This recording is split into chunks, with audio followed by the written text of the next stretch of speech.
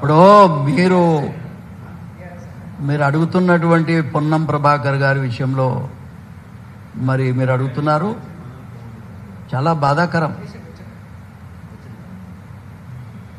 చాలా బాధాకరం. మాదిగలంటే అంత చులకన భావం ఉండటం అనేటువంటిది మరి ఇది ఎంతవరకు కరెక్ట్ అనేటువంటిది ప్రభాకర్ గారు, పొన్నం ప్రభాకర్ గారే ఆలోచించుకోవాల్సిన అవసరం ఉంది. ఆయన కూడా నాకు మంచి మిత్రుడు, ఒక బీసీ నాయకుడు. మరి అంత దున్నపోతు అని లక్ష్మణ్ అనాల్సినంత అవసరం ఏముండే, అసలు ఎందుకు అనాల్సి వచ్చింది?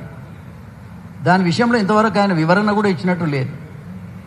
నేను పొద్దుగాల నుంచి కూడా 2 సార్లు ట్రై చేశాను, అసలు ఏం జరిగిందో కనుక్కుందామని కూడా. కానీ ఆయన దగ్గర నుంచి స్పందన లేదు. నేను ఫోన్ చేశాను, 2 సార్లు చేశాను.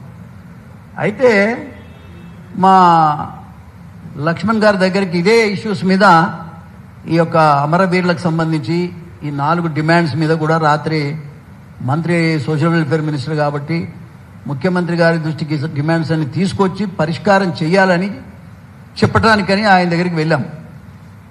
వెళితే ఆయన ఆల్మోస్ట్ ఏడుస్తున్నాడు. ఆయన అంత పెద్ద మాట, మరి ఒక దున్నపోతు అనే పదం ఆయనకేం తెలుసు? దున్నపోతు అంటే ఎంత బాధాకరమో ఒకసారి సభ్య సమాజం అర్థం చేసుకోవాల్సిన అవసరం ఉంది. ఇది మంచి పద్ధతి కాదు.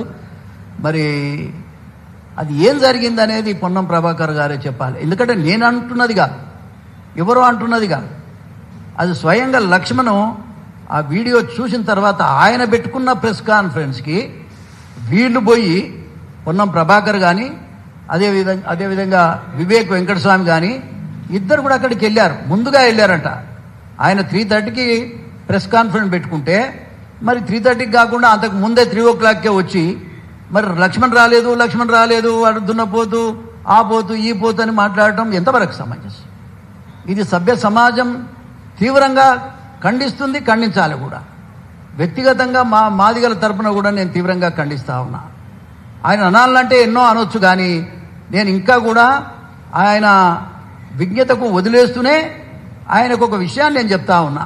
నిజంగా మీరు అన్నరా లేదా అంటే ఇంకో తిరిగా మాట్లాడతాం. అసలు మీ స్పందన కోసం ఎదురు చూస్తున్నాం.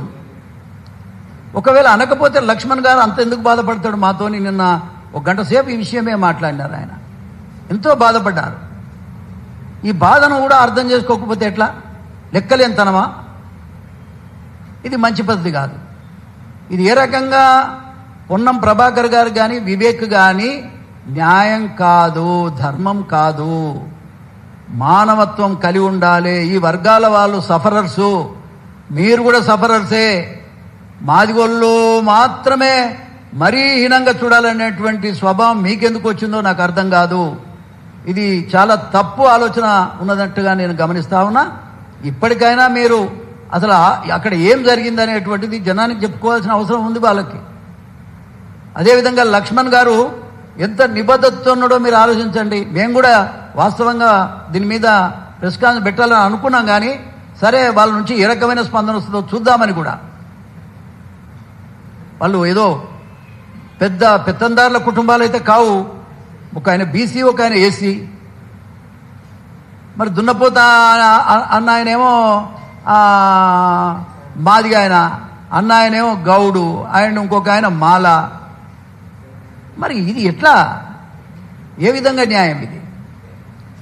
లక్ష్మణ్ ఒక తోటి మంత్రి, ఒక కొలీగు, మంత్రిని పట్టుకొని మీరు ఇట్లా మాట్లాడారంటే మరి ప్రజలను ఎట్లా మాట్లాడుతారు మీరు? లేదంటే ఇంత బహిరంగంగానే ఆ మాట బయటకు వచ్చిందంటే లోపల ఏం మాట్లాడుకుంటారు మీరు?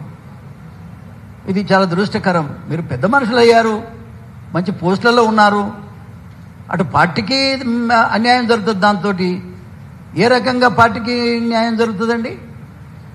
కాబట్టి ముఖ్యమంత్రి గారు ఇంత గౌరవంతో మీకు పొజిషన్లు ఇచ్చి మీరు ఎన్నికలలో ఇన్ఛార్జిగా కూడా పనిచేయమంటే మరి ఈ రకంగా దుర్భాషలాడి మరి ఒక కులాన్ని అవమానపరచడం, మాదిగ జాతిని మొత్తంగా మీరు అవమానపరిచినట్టే కదా. ఒక లక్ష్మణ్ కాదు, మాదిగ జాతి మొత్తాన్ని మీరు అవమానపరిచినట్టే. ఎందుకంటే మీ దగ్గర నుంచి వివరణ లేదు, మీ దగ్గర స్పందన లేదు. స్పందన లేకపోతే ఇది తీవ్ర రూపం దాల్స్తుంది. నేను అది కూడా చెప్తున్నాను. ఇది మంచి పద్ధతి కాదు. వాళ్ళు ఎందుకు అనాల్సి వచ్చింది, ఏమైంది? మీరు బహిరంగంగా లక్ష్మణ్ గారికి కానీ మాదిగ జాతికి కానీ అన్యాయం ఇది మాట్లాడడం తప్పని ఒప్పుకోవాలి, లేదంటే క్షమాపణ కోరాలి కదా మీరు. పొన్నం ప్రభాకర్ గారు ఖచ్చితంగా క్షమాపణ కోరాలి ప్రజానికాన్ని, ముఖ్యంగా మాదిగ జాతికి చెప్పాలి క్షమాపణ, లక్ష్మణ్ గారికి చెప్పాలి. నేను మరొకసారి విజ్ఞప్తి చేస్తా ఉన్నా, మీరు ఆలోచన చేసి మనం ప్రజల మనుషులం, ఆ ప్రజలను గౌరవించాల్సిన బాధ్యత మనకుంది. మీరు ప్రభుత్వంలో ఉన్నారు, బాధ్యతలో ఉన్నారు, మీరు తప్పుడు మాటలు మాట్లాడాల్సిన అవసరం లేదు. కాబట్టి ఈ విషయంలో మీరు ఆలోచన చేయాలి. ముఖ్యమంత్రి గారు కూడా దీని మీద స్పందించాలని కూడా నేను విజ్ఞప్తి చేస్తా ఉన్నా. ఎందుకంటే అది వైరల్ అవుతా ఉంది. కాబట్టి ఈ విషయంలో క్షమాపణ చెప్పాలని డిమాండ్ చేస్తూ, మరి రాబోయే కాలం వాస్తవంగా కులాలు లేవు అని వాదించాల్సిన కులాలను అవమానపరిచే పద్ధతిలో బతుకుతున్నారంటే ఇది చాలా బాధాకరం.